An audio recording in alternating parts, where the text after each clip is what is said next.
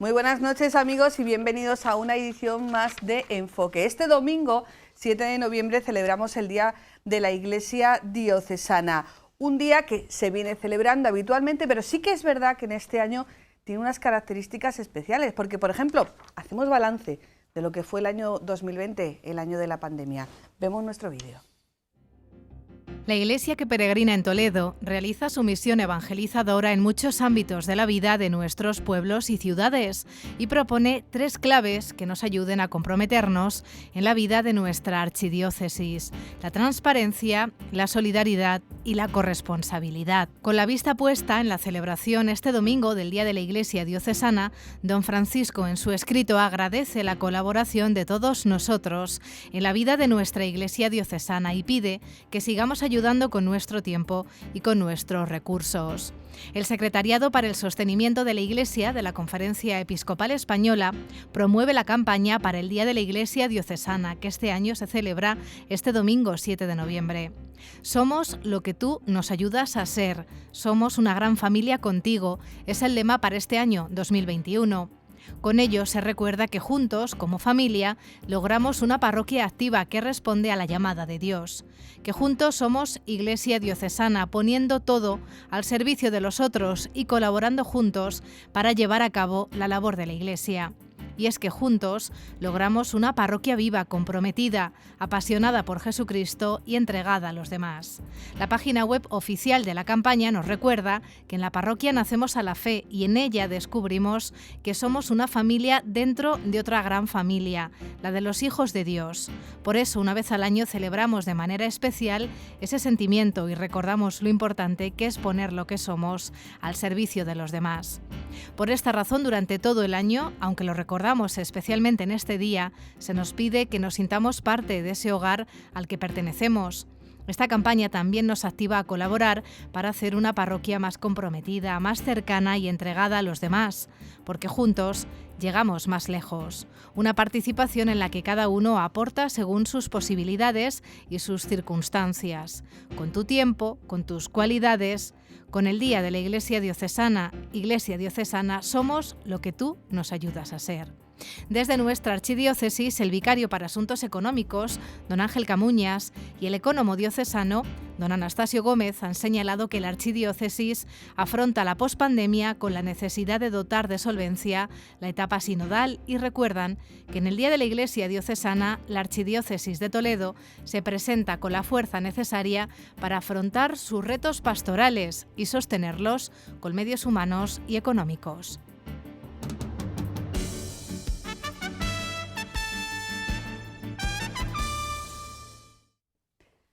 Pues una vez visto nuestro vídeo, es tiempo de presentar a nuestros invitados que han tenido a bien acercarse hasta aquí, hasta los estudios de Canal Diocesano. Comenzamos presentando al vicario para Asuntos Económicos, don Ángel Camuñas. Buenas noches. Buenas noches. Muchísimas gracias por estar aquí. Creo que es la primera vez que viene usted en calidad de vicario para Asuntos Económicos. Efectivamente, porque he venido por escuelas católicas, pero como vicario la primera vez, sí. Bueno, más o menos. Más o menos. Es lo mismo. Un poco diferente. Un poquito más veterano, tanto en el cargo como en este estudio, es el vicario general de la diócesis, don Francisco César García Magán. Buenas noches. Buenas noches, Ana. Bueno, ¿qué tal estamos? Pues bien, gracias a Dios, con este curso pastoral nuevo empezado y sobre todo pues con la previsión, si Dios quiere, que sea distinto del curso pasado, por el tema de la pandemia, que podamos ir tomando una normalidad en todos los ámbitos de la pastoral, incluido también el ámbito económico. Y de ese ámbito económico, junto a don Ángel Camuñas, pues el encargado, el responsable de que todo cuadre y de que todo salga adelante es el ecónomo diocesano don Anastasio Gómez Hidalgo. Anastasio, buenas noches. Buenas noches. Bueno, todos los años venimos haciendo un programa dedicado al Día de la Iglesia Diocesana, ya sea en Enfoque, ya sea en otros espacios informativos. Pero sí que es verdad, y bueno, pues tiramos de los datos económicos del año anterior. Pero sí que es verdad que este año tenemos que ver los datos del año 2020. Y el año 2020 ha sido muy complicado y muy diferente a todo lo que habíamos vivido hasta ahora. Yo creo que eso marca pues también la celebración, ¿no?, del Día de la Iglesia Diocesana, porque decía el señor arzobispo que es un día como que tenemos más claro el sentido de pertenencia a la diócesis, César. Pues sí, este día de la Iglesia diocesana, su objetivo, digamos, principal, cuando se estableció general, es el acrecentar en los fieles el sentido de pertenencia a una iglesia particular, a una iglesia diocesana. El punto de referencia inmediato para cualquier fiel cristiano, y creo que tú pues tienes también la experiencia, es la parroquia, ¿no? Porque la parroquia es la mano, los dedos más cercanos de la iglesia, ¿no? Para cada fiel cristiano, donde un fiel pues recibe los sacramentos, la instrucción, vive su fe semanalmente, etcétera. Pero esa parroquia no sería tal parroquia, no sería comunidad cristiana, si no estuviera integrada en una comunión de parroquias, ¿eh? Ahora que se habla de iglesia comunión, sinodalidad, y esa comunión de parroquias es la iglesia diocesana, es la iglesia particular, que es donde realmente se hace presente, como dice el Concilio Vaticano II, en cada lugar la iglesia de Jesucristo, ¿eh? La iglesia de Jesucristo se presencializa, se encarna en un ámbito geográfico, histórico, social, demográfico, concreto, que son las iglesias diocesanas, las diócesis, las iglesias particulares. Y entonces la finalidad primera es que cada fiel tenga conciencia de esa pertenencia.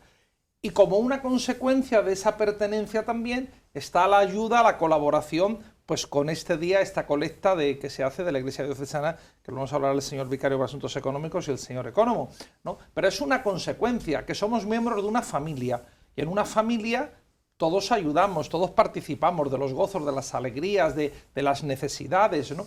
Entonces, pues esto es lo mismo de que hay esa colaboración pastoral, esa implicación en la tarea evangelizadora. Estamos este año en el plan pastoral, pues centrándonos de la diócesis, centrándonos en la vocación laical, en el compromiso de los laicos, Ahora también la apertura de la fase diocesana del Sínodo de los Obispos del año 23 es una ocasión de participación para todo el pueblo de Dios, para los laicos.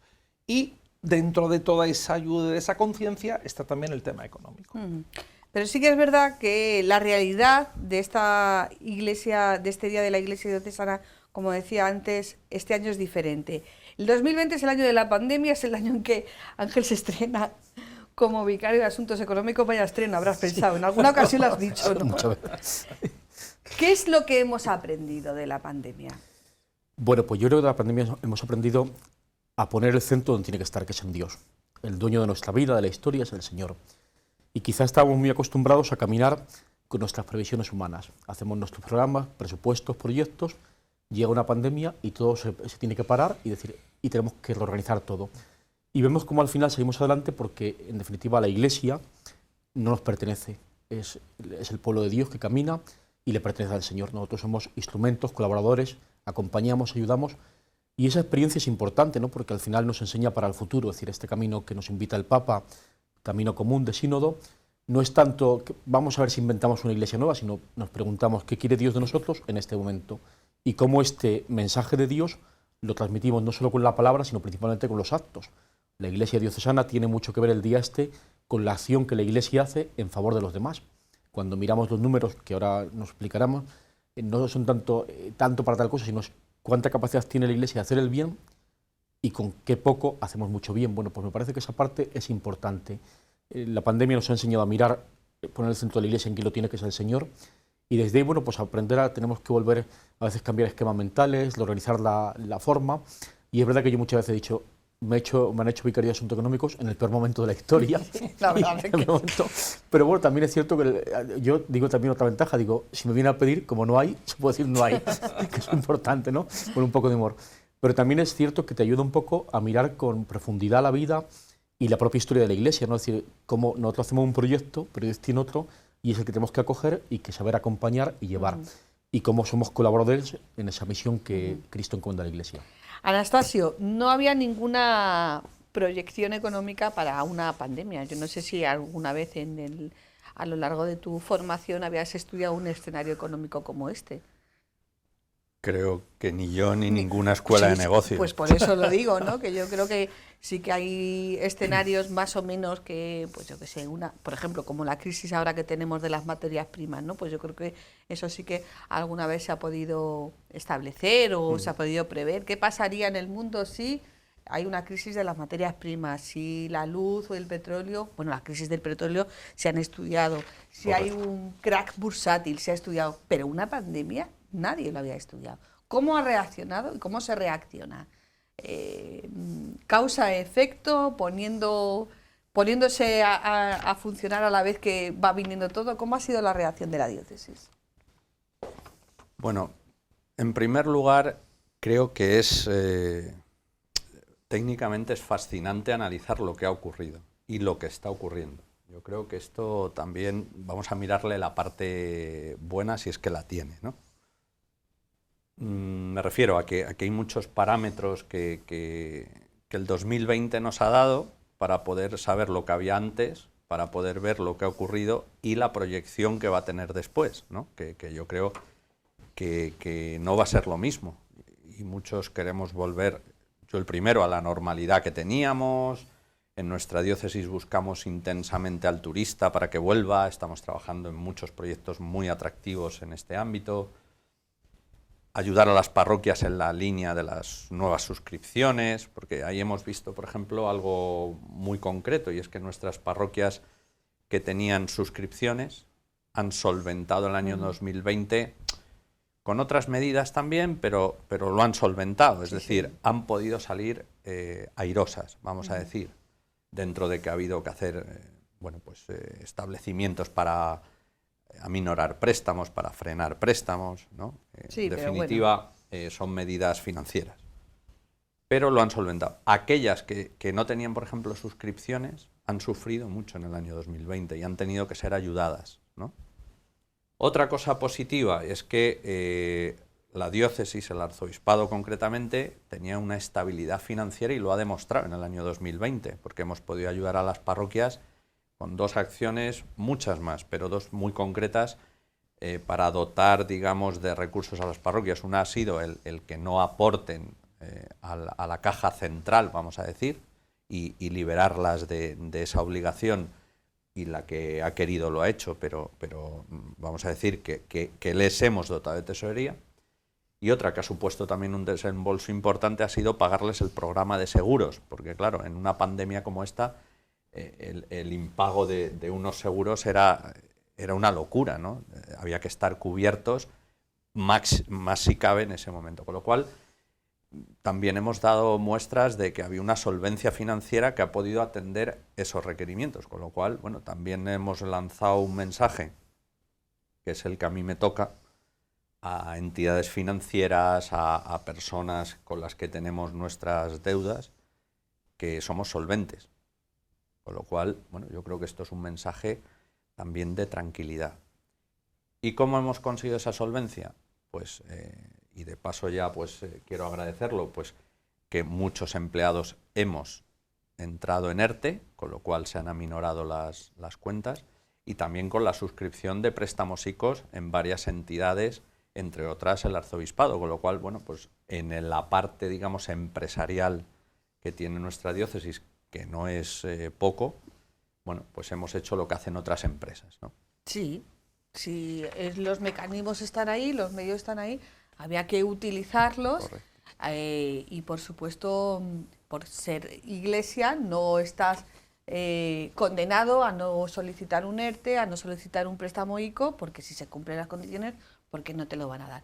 Por ejemplo, me gustaría que hablamos algo de que la iglesia no ha cerrado, ¿no? Porque sí que es verdad que hubo un cierre de puertas material, pero no hubo un cierre espiritual, ¿no? Yo me acuerdo al principio de la pandemia, bajábamos allí al arzobispado y hablábamos con César, y decía, ahora es cuando tenemos que estar los sacerdotes. Claro, hay gente que pensará, bueno, es que eso no cuesta dinero, ¿no? Que un sacerdote esté a tu servicio, para cuando tú lo demandes 24 horas del día, los 365 días del año, va en su oficio. Pero tener a los sacerdotes operativos supone también un esfuerzo que no se paga con dinero, pero que es necesario. No sé si me estoy explicando bien, Ángel. Sí. Bueno, varias veces nuestro arzobispo, Francisco, ha recalcado como nuestros curas, un tercio de los curas, me parece, a lo mejor el dato estoy equivocado, ha sufrido el COVID. y lo sufrió porque muchas veces se vio sometido a situaciones de acompañamiento, de estar cerca de familias que están viendo esta situación y por tanto acabaron contagiándose como el resto de la población, ¿no? Sufrimos la pandemia también los sacerdotes mayores, muchos de ellos murieron desgraciadamente. Ha sido un año duro para los sacerdotes de nuestra diócesis, duro por lo que hemos vivido, tener que tener las puertas cerradas, gente que te demandaba un servicio y no podías un funeral, no podías, o participar, por ejemplo, en los entierros sin gente. Es decir, yo recuerdo el primer entierro que hice, estaba todavía en Torrijos, en la pandemia, con 3 personas nada más. O sea, la madre, la esposa no tenía, sus hijos no pudieron ir, era algo triste, tristísimo, y bueno, eso moralmente ha supuesto mucho dolor para muchos de nuestros sacerdotes, pero por otro lado me parece que ha sido una parte, viendo la parte más positiva, de esperanza. Es decir, los sacerdotes, con todas las invenciones que hemos hecho, quizá a veces excesivamente en Facebook, en redes sociales, quizá a veces no hemos podido pasar, pero en el fondo ha sido la idea de cómo llevamos la esperanza, que nace del Evangelio, a gente en un momento que está sin esperanza, porque en el fondo la idea que parecía es hay que cuidarse, pero cuidarse no solo cuidarse físicamente para evitar la enfermedad, sino tenemos que cuidar especialmente el ánimo. En la pospandemia estoy convencido que veremos mucha gente que ha sufrido o está sufriendo las consecuencias de la pandemia. Bueno, y las consecuencias las hay económicas, pero las hay morales, y en toda esa parte moral o espiritual me parece que la tarea que han hecho los sacerdotes o que hemos hecho ha sido bastante buena, porque hemos intentado estar con nuestra gente de forma distinta, evidentemente, porque no nos permitían quizá la movilidad, el poder hacer, pero sí que hemos intentado ese esfuerzo y se ha hecho un gran esfuerzo. Yo creo que esa parte, cuando hablamos de Iglesia diocesana, hablamos de medios económicos, pero medios económicos que sirven para que personas humanas trabajemos haciendo el bien, que decía antes. Bueno, pues me parece que esa parte nuestros sacerdotes lo han hecho y bastante bien, efectiva. Decíamos antes, cuando nos centramos en la memoria económica, cuando hacemos el análisis del Día de la Iglesia Diocesana, pues siempre esto, la verdad es que siempre decimos que somos los periodistas, pero también es que nos facilitan así los datos. Bueno, pues hay tantos sacerdotes, se han administrado tantos sacramentos, ha habido tantas celebraciones. Claro, alguien puede decir, bueno, pero es que eso no tiene precio. Sí que tiene precio. Ya había aquel anuncio para todo lo demás, todos lo sabemos. Pero es que esa actividad pastoral y evangelizadora es el fin de la Iglesia. Y a partir de ahí se realizan otra serie de actividades, la actividad socioeducativa, la actividad de asistencia en centros. Es que no podemos deslindar una cosa de la otra, César. Sin duda, como dijo el Papa San Pablo VI en la Carta Magna de la Evangelización, que es la exhortación apostólica Evangelii Nunciandi, la Iglesia existe por y para evangelizar, es decir, por y para anunciar el Evangelio, anunciar la buena nueva. Y todo eso se concreta en un gran ramillete o ríos, no de lava, sino de acción pastoral, como tú estabas enunciando. Se anuncia el Evangelio pues estando en la parroquia, se anuncia el Evangelio en los colegios. Don Ángel tiene una experiencia consolidada de muchos años de colegios. Se anuncia el Evangelio en las residencias de ancianos. Antes aludía aquel vicario de Economía, lo que fue el año pasado, tanto sufrimiento también en las residencias de ancianos, pero también sean los capellanes, sea el personal que tenemos allí, vamos, fueron de premio por la entrega que tuvieron trabajando y haciendo más allá de lo que esto también es de justicia decirlo, de lo que le correspondía, digamos, por su obligación estricta laboral, Y eso es evangelización también. Pero evangelización, pues es esto también, los medios de comunicación, para los cuales también hace falta apoyo. Es decir, la Iglesia existe para eso, ¿no? Y yo creo que, añadiendo lo que decía antes nuestro ecónomo, el doctor Gómez Hidalgo, aparte de esas medidas que se tomaron, hay una también que es importante, y que fue la primera instrucción que recibimos de nuestro arzobispo al día siguiente de dictarse el confinamiento. Todavía no estaba nombrado el vicario de Asuntos Económicos y por eso nos citó al ecónomo, un servidor, que dijo: hay que salvar todos los puestos de trabajo. No se tiene que perder ni un solo puesto de trabajo en la diócesis. Y eso se refería sobre todo a vosotros, a los laicos que trabajáis en la diócesis, porque a los curas pues no se nos puede echar. Y gracias, como decía el ecónomo, a esas medidas de ERTE, gracias también a la disponibilidad, a la comprensión que han tenido pues todos los trabajadores, hemos podido garantizar que todas las familias que dependían en ese sentido, que dependéis de nuestra archidiócesis, siguiendo el criterio del arzobispo, pues se ha salido adelante y todo el mundo ha conservado su puesto de trabajo.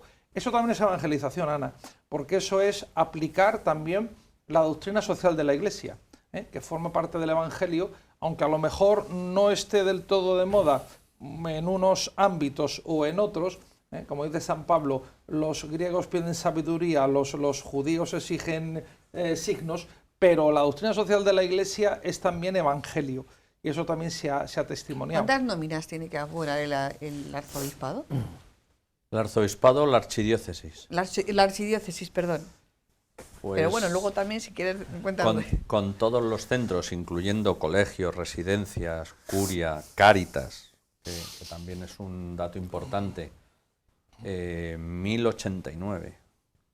Que somos una gran empresa en el territorio de Castilla-La Mancha. Probablemente en Toledo quizás la empresa con más... No, creo que hay dos muy poquito, pero por encima. Sí. 1089, has dicho, nóminas a las que ha tenido que hacer el frente, en las que en unos casos se ha dado soluciones a través de ERTES, en otros casos se ha seguido trabajando, se han cumplido católicamente el pago de los honorarios, de los salarios. Algunas iglesias, algunas parroquias, decíais antes, que bueno, se les liberó de hacer esa aportación al Fondo Común Interdiocesano, que es la bolsa de la que viven. A todas. Eso fue una ley que sí, se una digo para que se les todas, eximió, pero algunas han seguido aportando. Sí, algunas de forma voluntaria. Yo tengo el listado y no precisamente grandes parroquias, o sea, también localidades pequeñas. Sí, claro.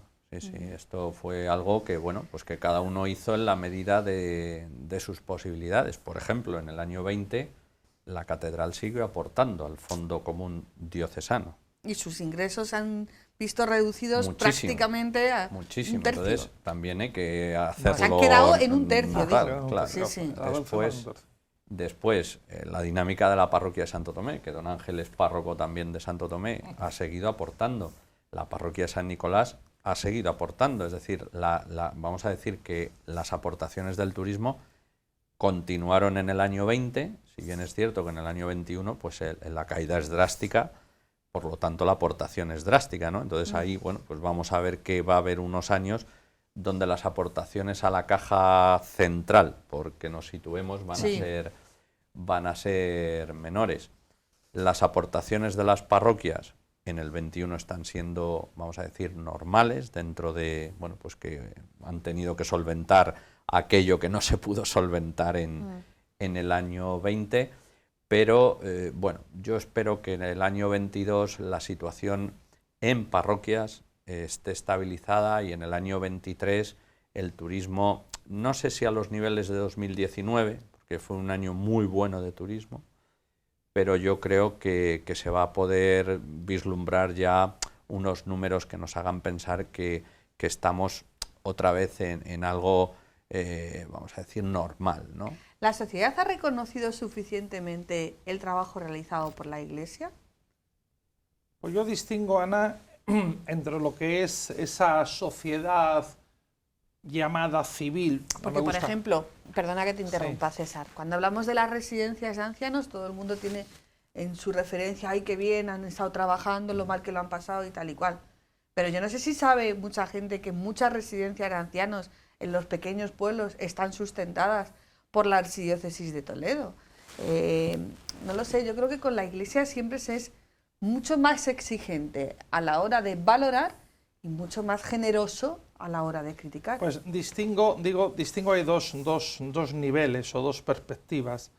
Yo creo que a nivel de esa llamada sociedad civil, que bueno, me gusta mucho la expresión, pero bueno, y cuanto más de más cercanía se ha reconocido, en esa cercanía, pienso en una residencia de ancianos, los familiares, los hospitales, las familias de los enfermos que han visto ahí, pues como decía don Ángel antes, capellanes de hospital que se han contagiado por prestar ese servicio, etcétera, ¿no? Pero, sin embargo, a nivel institucional, de instituciones, en las distintas instancias estatales, autonómicas, locales, y que cada uno sálvese quien pueda, pues yo creo que no, ¿no? Porque se han hecho pluralidad de multitud de homenajes, que están muy bien, por supuesto, a médicos, a personal de enfermería, a voluntarios de protección civil, es decir, a muchas personas, y ha habido una ignorancia o un olvido, no sé si querido o no, por ejemplo, para todo lo que era esa dimensión de asistencia religiosa, que no es que se hace por eso, porque evidentemente, antes lo decía don Ángel, lo decías tú, se hace, eso no es cuantificable, no se hace por dinero, se hace por un servicio, por una vocación, pero poniéndonos en el otro lado del mostrador o en el otro lado de la pantalla, bueno, ahí ha habido un aporte, un compromiso a nivel civil, porque la Iglesia, cuando está ayudando en sus cáritas, cuando ayudaba en los hospitales, en las residencias, ¿no?, a nadie, los comedores. o en los comedores, ¿no?, a nadie se en le, los economatos, en los que economatos, tenemos en a la nadie se le diócesis de pregunta Toledo. o se le pide si ha puesto la X en el IRPF para ayudar a la Iglesia.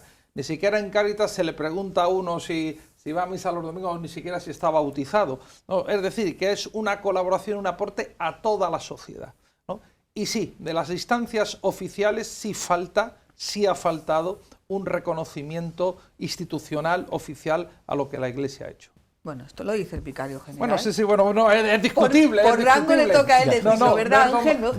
No es dogma de fe, no es dogma, es discutible, pero, hombre, es yo creo discutible. que, por ejemplo, la Iglesia puede optar, por ejemplo, el arzobispado ha optado a un crédito ICO, ¿no? A través de un banco, sí. A través de un banco.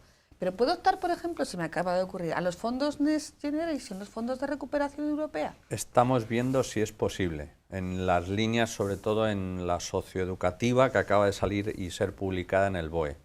Estamos estudiando ese tema. Desde la conferencia episcopal entienden que sí, en un grupo de estudio del que formo parte, pero bueno, estamos en preguntas, porque Es que bueno, estaría muy feíto, ¿no?, que la asignación de esa recuperación, de esos fondos para la recuperación económica, tuviera una adscripción ideológica. yo o de creo que no. conciencia. Estaría bastante feo y bastante mal. En principio, lo que Tú yo estás sé, mucho ahí, lo tú que yo estás sé de mucho. esos fondos no tiene adscripción ideológica, tal como sale el gobierno. Después, tal como llega a las comunidades autónomas, es donde podemos poner interrogante. Del gobierno sale, tanto a nivel de la parte educativa, en otras partes que conozco, sale que llega a todos los lugares, o sea, a toda la gente. Luego, cuando se regule la comunidad autónoma, pues hemos de tener cuidado, no se diga, centros públicos o sostenidos con fondos públicos. Bueno, pues esa división hay que tenerla en cuenta, pero me parece que es una oportunidad y que tendría que ser una oportunidad no para llenar de subvenciones las instituciones o la propia administración, sino para que haya emprendedores que en distintas partes, también desde la Iglesia, puedan modernizar la sociedad y que puedan responder al futuro. Pensemos que estos fondos no se trata de recuperar la pandemia, sino lo que se busca es cómo querríamos la sociedad del año 2050, en qué tendría que mejorar.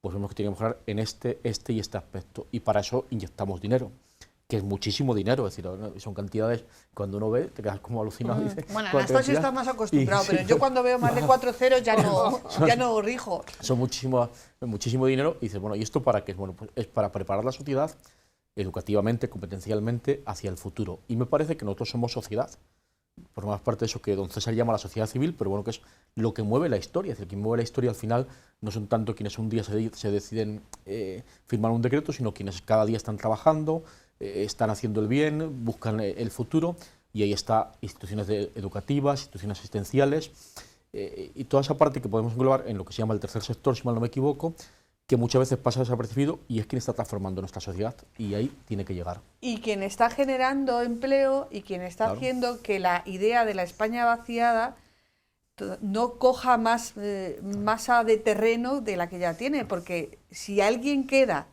en los pueblos, normalmente es el sacerdote, queda la iglesia, quedan pequeñas residencias de ancianos que generan empleo, que además fijan población, que además dan un servicio a las familias de esos pueblos, quedan pequeñas cooperativas, pequeños centros de formación de empleo. Sería injusto perder esa oportunidad, ¿no? César, Anastasio, como veáis.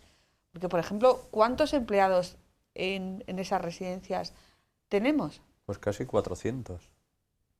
A ver, hilar la despoblación, el asentamiento... Sí, es algo del guión, pero yo creo que es un tema interesante. Es algo interesante, sobre todo porque hay que tener en cuenta que cuando, insisto, en ciertos grupos de estudio que nos juntamos para analizar esto y lo otro, a la hora de vislumbrar soluciones para el sostenimiento de la Iglesia es muy importante ver qué diócesis son eminentemente rurales y qué diócesis son eminentemente urbanas, porque claro, no es lo mismo. Es decir, es una es una realidad que a veces en los organismos intraeclesiales no se tiene en cuenta, pero económicamente, a la hora del sostenimiento, esto es clave, ¿no? Entonces, nuestra diócesis es eminentemente rural, la apuesta por la conservación del patrimonio es muy grande por parte de, vamos a decir, de toda la diócesis, por los templos y demás. Y yo podría poner un ejemplo que conozco muy bien, que es la diócesis de Burgos, donde les es literalmente imposible porque tienen el doble de templos que tenemos nosotros. Es decir, les resulta literalmente imposible asumir la rehabilitación de la cantidad de templos que tienen en la archidiócesis de Burgos, ¿no?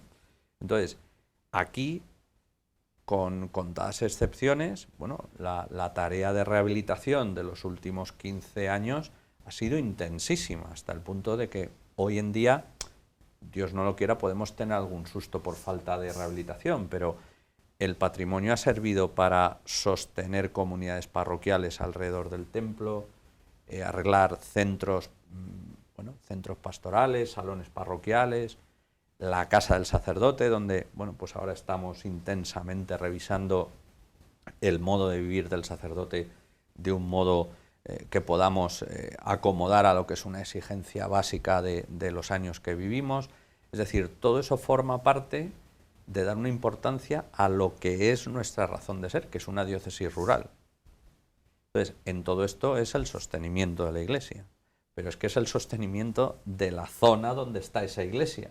Claro. Y asentar unos parámetros básicos, pero bueno, alrededor de una iglesia bien conservada, pues el panadero vende más pan, el del café vende más café, y esto es una realidad que no digo yo, por ejemplo, esto no está estudiado. Es decir, esto crea también una economía que, vamos a decir, son economías de escala que no son nada desdeñables, y que además, desde todos los puntos de vista económico, es lo que hoy en día se está animando, ¿no? Incluso por la clase política, con lo cual, bueno, yo creo que en esto la Iglesia lleva muchos caballos de ventaja, y donde mucho me temo que estos fondos europeos Next Generation llamados no van a entrar, porque estos fondos están aplicados a unas áreas muy concretas, y estos fondos no sirven para cubrir unas mermas o algo que tú quieras hacer, sino para poner en marcha proyectos que son para los que te subvencionan, con lo cual esto hay que saber cómo manejarlo, hay que estudiarlo bien. Sí, pero por ejemplo, yo tuve la ocasión hace unos días de visitar Piedra Escrita. Ahí se ha hecho una obra de restauración impresionante, en una iglesia que, como yo digo, es preciosa, es digna de visitar, la zona es preciosa, pero hay que ir. Hay que llegar. Por ahí no pasas. Hay que ir. De aquí desde Toledo son 2 horas, y los últimos 15 kilómetros son casi 40 minutos de coche.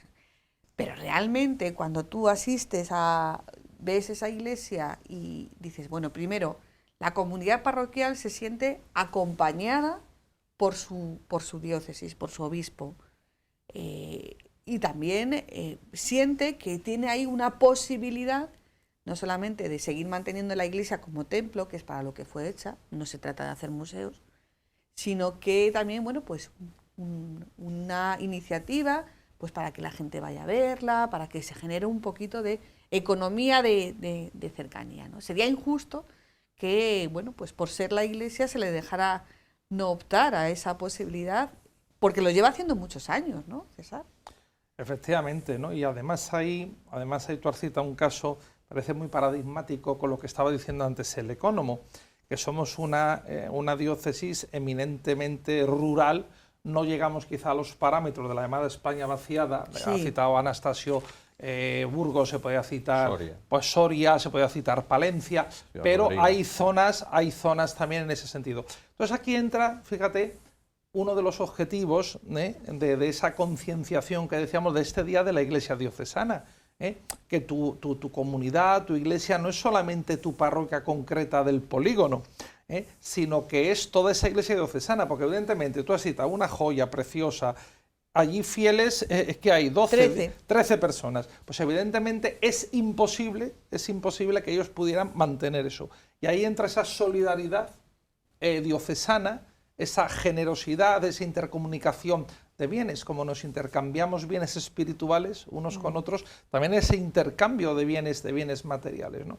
Porque la Iglesia, para cumplir esa función evangelizadora, por supuesto, necesita bienes, porque es una Iglesia encarnada en la historia, no somos ángeles, y para eso hace falta medios materiales. Bueno, pues gracias a esa solidaridad. Entonces hay esa concienciación que tenemos que tener de comunión, tenemos comunión de fe, tenemos comunión de celebraciones, tenemos comunión, ¿no?, de compromiso caritativo. Bueno, pues también esa comunión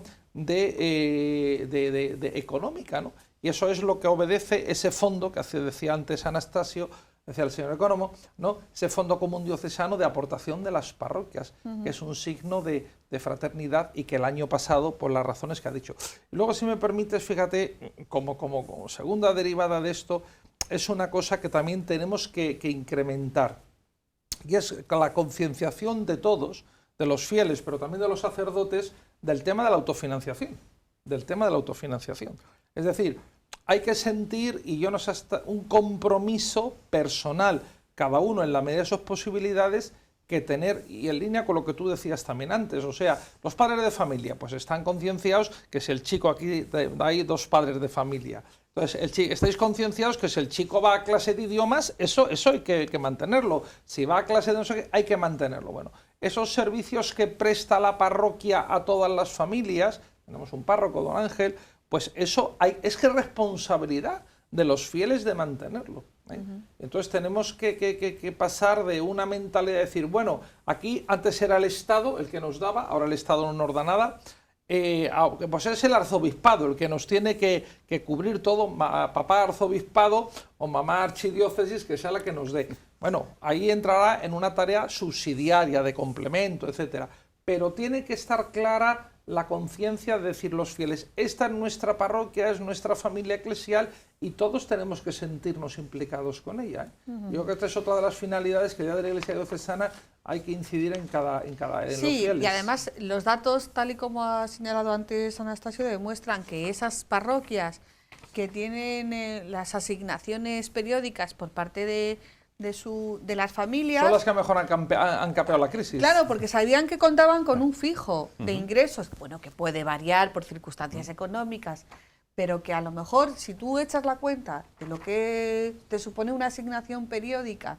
te la haces o bien entrega en mano o bien pasada por el banco, pues es lo que te supone la asignación que haces cada vez que vas a misa. O sea, que es que no realmente, ni como decíamos cuando hablamos de la campaña de la renta, ni vas a pagar más, ni te van a devolver menos. Ni te van a devolver menos. Yo creo que se puede hacer esa... Nos quedan apenas 10 minutos y quería hablar de proyecciones.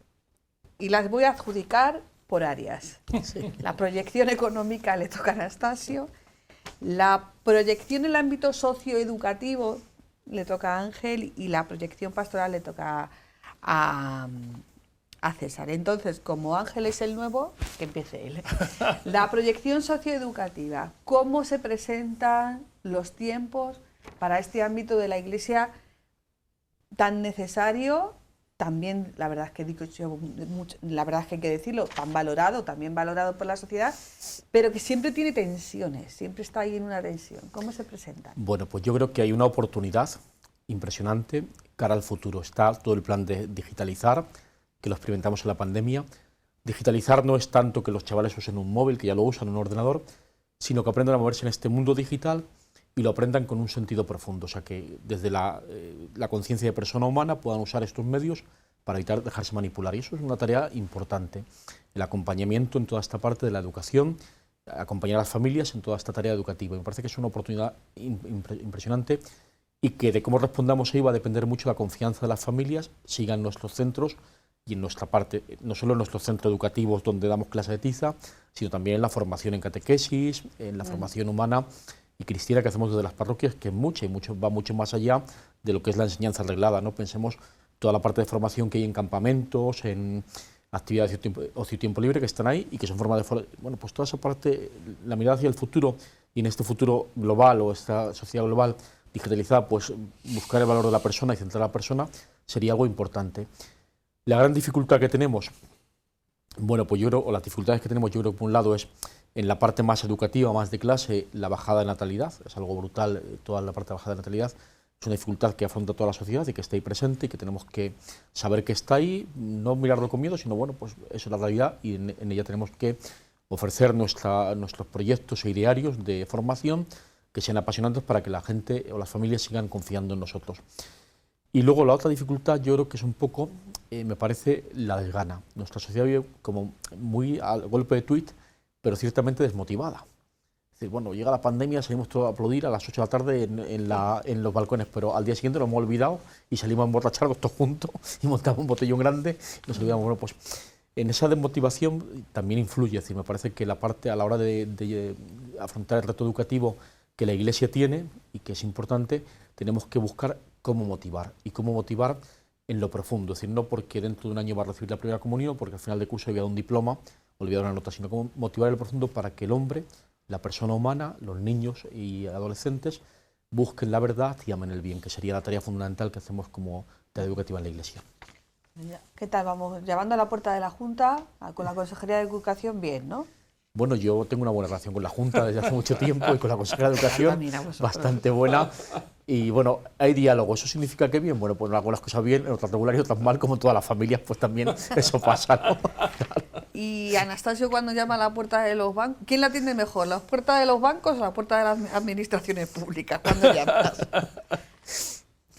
A ver, la relación personal con las personas que nos atienden en las administraciones públicas es muy buena. Hombre, eso es importante. Yo creo que es la clave. Luego, es verdad que las administraciones públicas al final se tejen con criterios que son políticos. Y la política nos afecta a veces de una manera y a veces de otra. Y en ese juego tienes que saber estar. Porque también nosotros somos una entidad, vamos a decir, que valoramos, que trabajamos, pero al final, bueno, pues eres una entidad a la que tienen en cuenta por mucha serie de cosas, pero en esto hay que serlo. Entonces yo, bueno, pues agradecer a todas esas personas desde el primer escalafón, vamos a decir, político, y también pasando por los funcionarios, que son al final los que facilitan las cosas. Yo tengo que decir que la inmensa mayoría yo tengo muy buena relación y bueno, yo podría ponerle nombres a esto, ¿no? Y si pueden ayudarte, te ayudan, entiendo, como a otras entidades.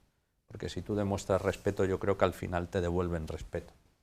Entonces, en ese sentido, ahora, después, en lo que te dan o en lo que no te dan, bueno, pues ahora, por ejemplo, luchar luego en junio unas subvenciones de la Diputación, cuando ahora están aprobando los presupuestos de la Diputación, pues es inocuo. O sea, ahora es cuando lo tenemos que luchar, ¿no? Entonces, bueno, pues luchas o intentas que te tengan en cuenta en unas tensiones que muchas veces exceden a lo que son nuestras realidades, ¿no? Bueno, pues lo intentas y luego formas parte, bueno, pues de eso que en algunas comunidades autónomas como Madrid está tasado, que son los registros de lobbies, ¿no? O de grupos de interés. Nosotros aquí en Castilla-La Mancha sí no lo tenemos, pero bueno, dejan que sanamente, bueno, pues tengamos, oye, acordaros, oye, que tenemos este convenio pues con sanidad, los capellanes hospitalarios, con diferentes ayuntamientos, atención y aquí y allá, y lo dicho, o sea, nos encontramos con ese horizonte bien despejado. Y luego,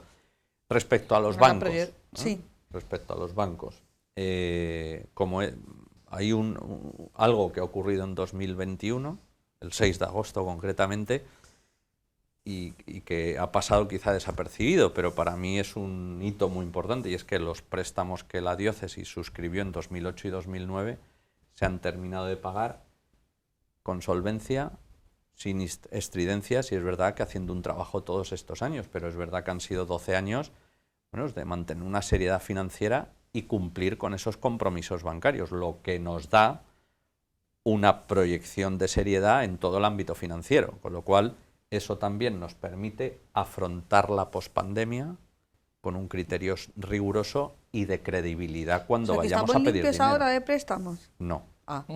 No, por una razón muy sencilla. Porque tenemos el del ICO. No solo el del ICO, que se ha pedido y próximamente tendremos que pagarlo en los próximos 7 años, sino que también la diócesis, me preguntabas de proyecciones, Sí. a pesar, me ha gustado lo que ha dicho don Ángel al principio, porque se me ha ocurrido algo, y es que siempre los financieros decimos que una Excel, una hoja de cálculo lo aguanta todo. Yo no sé si la intervención de Dios a través de la pandemia lo va a aguantar, porque ha reventado. O sea, las hojas de cálculo y las proyecciones han reventado. Pero por eso decía antes que también, viendo algo positivo que no lo tiene, desde ningún punto de vista de la pandemia, pero sí estudiar lo que ha ocurrido, te permite hacer una proyección y dentro de la prudencia también vislumbrar que vamos a seguir con las inversiones. Entonces, unas inversiones que además aprobó la Santa Sede antes de la pandemia, que en plena pandemia la Santa Sede volvió a confiar en nosotros en una visita que hizo el arzobispo, nuestro vicario general, con unos condicionantes que les pedimos que tuvieran a bien aprobar, y así ocurrió. Es decir, en esa comunión de autorizaciones y de permisos de la Santa Sede, vemos un medio plazo de prudencia, de ajuste en el gasto, como veníamos haciendo ya.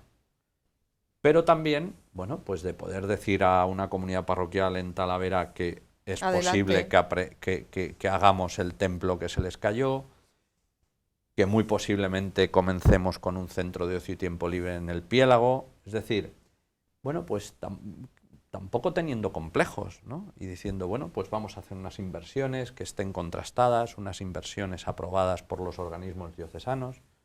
Bueno, pues en esa línea también es necesario deber dinero, y como he dicho en otras ocasiones en la Iglesia diocesana, poniendo en su justo lugar que una familia que debe dinero y lo puede pagar también está bien, porque ha podido comprar su casa, porque está pagando su coche para poder ser eso. Trasladarlo a la economía doméstica, ¿no? Y entonces, si se decide gastar, invertir, bien sea con fondos propios, sea con fondos a través de un crédito, es porque tú estás viendo una perspectiva, primero, de que lo puedes pagar, y segundo, de que esa inversión te va a generar un crecimiento. Eso lo hacemos cuando suscribimos cualquier familia, nos compramos un coche, el otro, pues podemos pagarlo, podemos no sé qué.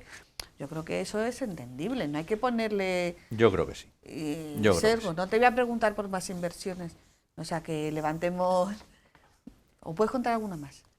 El Piélago, bueno, la Redonda de Talavera... Hay algo que ya se está desarrollando, y es poner al día aquellas casas parroquiales, es decir, aquellas casas rectorales donde viven los sacerdotes, y acomodarlas a unos niveles de hoy en día. Es decir, a todo el mundo, hacer pues unas reformas mínimas, sin lujos, pero a la vez de las que nos gustaría tener a todos. Exacto. Entonces, en eso la diócesis pues también lo va a hacer, y lo vamos a hacer, yo creo, sin complejos, es decir, diciendo, pues sí, pues vamos a arreglar la casa del cura. Igual usted tiene en su casa aire acondicionado y tiene a cambiar las ventanas, pues, por criterio de eficiencia energética, ahora que se lleva tanto, pues el cura también tiene por qué hacerlo. Pues vamos a intentar no hacer chapuzas, sino que las casas, pues las que van reparando, tengan proyección de futuro, es decir, que el cura no solo esté bien, con austeridad.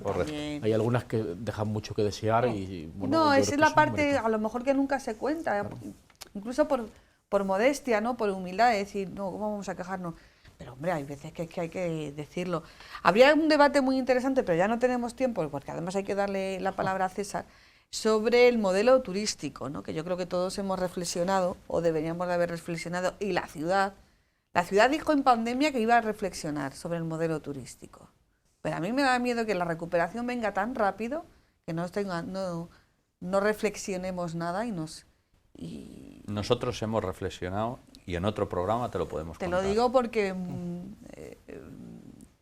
a veces teníamos tantas ganas de que esto acabara que no podemos volver a lo de antes sin decir, cuidado, había cosas que no estaban bien, aunque estuvieran los monumentos llenos. Yo creo en pandemia hemos hecho los deberes, hemos trabajado mucho para poder salir con el turismo, con iniciativas, con acciones concretas. No le robes el tiempo a César. Que podremos... No le robes el tiempo a César. Que podremos mejorar y contarte cuando tú digas. Vale, no le robes el tiempo a César, porque le toca a él hablar de esa proyección pastoral marcada, yo creo, por dos hitos. El sínodo, convocado por el Papa Francisco, en esta nueva modalidad, en la que hay todavía más participación de las diócesis y el anunciado sínodo diocesano por parte del señor arzobispo, ¿no? Y esa palabra que cada vez la tenemos más en boca y que yo creo que todavía no hemos terminado ni de definir ni de asumir, que es sinodalidad. César, yo creo que el Día de la Iglesia Diocesana es un buen día para hablar de sinodalidad. Sí, antes decía el vicario de Asuntos Económicos que él fue nombrado en un momento difícil. Sí. En el año 20, bueno, el señor arzobispo tomó posesión y a los 2 días se declaró ya la situación de pandemia. Por lo tanto, también el inicio ha sido pues muy singular, ese inicio de pontificado. Ahí bien es verdad, y porque estamos donde estamos hay que decirlo, es de justicia, que gracias a los medios de comunicación diocesanos, televisión, radio, él se ha hecho presente el año pasado, que era muy difícil en cuanto a desplazamientos, pues en tantas parroquias, en tantos hogares, ¿no?, que lo veían, y ha mantenido pues esa relación. Este año, al menos desde el punto de vista pastoral, él lo dice también, ¿no? Y don Ángel, que está en el Consejo Episcopal, con un Eusebio, nos lo dice muchas veces a los vicarios, la normalidad, ¿no? Quiere ver una normalidad pastoral, a una normalidad. Y en esa normalidad, ¿no?, pues está esas iniciativas que tú has indicado. Estamos ya en esa fase diocesana del Sínodo Universal, está la perspectiva para el año 24 del Sínodo Diocesano, que será, si Dios quiere, el 26º Sínodo Diocesano, que en definitiva esa sinodalidad es plasmar esa realidad interior de la Iglesia, que es que somos una comunión, que somos pueblo de Dios, que literalmente es caminar juntos, o sea, que vamos juntos, y ahí, como dice el Papa Francisco en Evangelii Gaudium, ¿no?, los pastores pues unas veces van delante, marcando camino, otras veces van en medio del pueblo, pues caminando juntos, ¿no?, y otra vez van atrás también para los que se quedan más descolgados, para volverlos a integrar en el pueblo. Pero por otra parte hay también otra iniciativa muy importante que el señor arzobispo ha anunciado y que va a empezar a concretarla ya, que es la visita pastoral, previamente al sínodo diocesano, que hace la visita pastoral, que es un momento de especial encuentro del pastor, del obispo, con cada una de las comunidades. Es verdad que ya de una forma más informal, también pastoral, pues se ha visitado muchísimas comunidades en este año y medio pues que lleva de arzobispo. Pero esa visita pastoral está articulada como un don, como un regalo, porque es el obispo como pastor propio, pues que se encuentra con cada comunidad. Va a empezar por esta ciudad de Toledo, por el arciprestazgo de Toledo. Él lo ha dicho la semana pasada, tuvimos encuentro con los nuevos arciprestes, que también ha nombrado, hay un nuevo consejo pastoral, estamos constituyendo el nuevo consejo pastoral, el consejo presbiteral está constituido, que a los arciprestes les dijo, va a empezar por la ciudad de Toledo, seguramente también Toledo Ronda, y luego va a dedicar, pues después de la cuaresma, a los arciprestazgos de Extremadura, aprovechando que sigue abierto el jubileo de Guadalupe, pues también va a hacer esa visita pastoral. O sea que son retos. Luego tenemos pues el poscongreso de laicos, que también significó un momento para todas las iglesias de España de lanzamiento pastoral y de revitalizar una vez más la vocación de los laicos. Esa es otra apuesta que el señor arzobispo hace, muy serio, ¿no? Aparte de haber confirmado al ecónomo diocesano, un laico, han nombrado 2 delegados diocesanos que son laicos, un hombre y una mujer, que es la primera delegada diocesana que tenemos como una mujer. Ha encargado la tan importante y delicada Comisión de Protección de Menores a otra mujer. Es decir, que también hay esa apuesta por los laicos. Ahora se está también ya dando pasos cualificados para el grupo de candidatos, futuros diáconos permanentes que se están preparando. El pasado domingo recibieron el rito de admisión y si Dios quiere, a final de este curso, si Dios quiere, pues tendremos los primeros diáconos permanentes de nuestra diócesis. O sea que hay abiertas una serie de perspectivas pastorales interesantes y que él quiere en ese sentido pues normalizar, ¿no?, lo que es la acción pastoral. Bueno, no te voy a preguntar por dónde y el día de la visita pastoral. Toledo, Hemos dicho ciudad de Toledo. Bueno, venga. Yo intento, a veces consigo cosas y otras veces no. Bueno, lo que siempre conseguimos es que la verdad estén dispuestos a compartir estos minutos de televisión, tanto el ecónomo diocesano Anastasio como César, como Ángel, a los tres os damos las gracias porque sabemos que es complicado, sabemos que vuestras agendas son complicadas, pero la verdad es que siempre estáis dispuestos y lo tenemos que agradecer, como agradecemos también, y aprovecho para decirlo, a la Archidiócesis de Toledo la confianza que durante este largo año de pandemia ha depositado en los profesionales de los medios de comunicación de esta casa, que nos hemos sentido acompañados, refrendados y apoyados en algo que ha sido también un reto para nosotros, porque esto tampoco lo estudiamos nunca. Por ti lo dejamos todo. Esta perspectiva tampoco nosotros la habíamos estudiado y nos dimos cuenta de que había que seguir trabajando y había que estar, si cabe, todavía más presentes y poniendo lo mejor de todos nosotros. Así que, bueno, esto tampoco estaba en el guión, pero yo creo que teníamos que decirlo. Muchísimas gracias a los tres, buenas noches. Buenas noches. Nosotros volvemos la semana que viene, buenas noches.